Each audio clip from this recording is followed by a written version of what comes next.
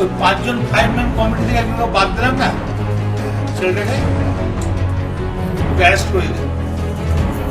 ওই যে মেয়েটা কি নাম, ওই আগে সেই মোটা করে মেয়েটা একটা কাপড়ের দোকান আছে, সঙ্গীতা, বিজেপি করে অ্যারেস্ট করে দেয় মাঝে আইসিটি ধরো তো বর্তমানে স্কুলে ধরো কন্ট্রোল করতে পারবি? বলুন বলুন না, কন্ট্রোল করতে পারলে বল, নাহলে অ্যারেস্ট করে ঢুকিয়ে দেবো। বলে কে আছে রে, পারবি অ্যারেস্ট কন্ট্রোল করতে? না ও চেষ্টা বেষ্টা নয়, হ্যাঁ কি না, হ্যাঁ কি না, হ্যাঁ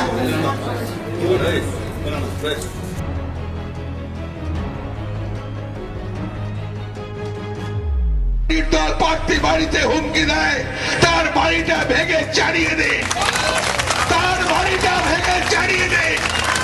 কোন নির্দল প্রার্থী যদি কোনো হুমকি দেয়, তার বাড়িতে চড়াও হন। এইটাই কিন্তু আমি বলতে এসছি।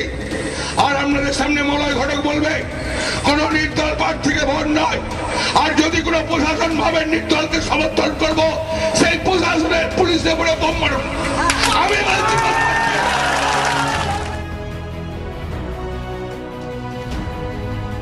আটটা মতো টাইম দেন, 9টা মধ্যে ঢুকে যাবে।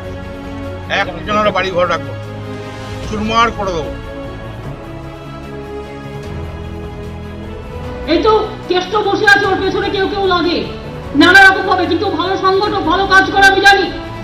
যে ভালো সংগঠক তার জন্য আমি লাস্ট অব্দি যে সত্যি কাজ করবে। কিন্তু ওর একটা প্রবলেম আছে, আপনারা অনেকে জানেন না, উনি যে সুস্থ খুব একটা বেশি নয়, ওর অক্সিজেন কম যায়।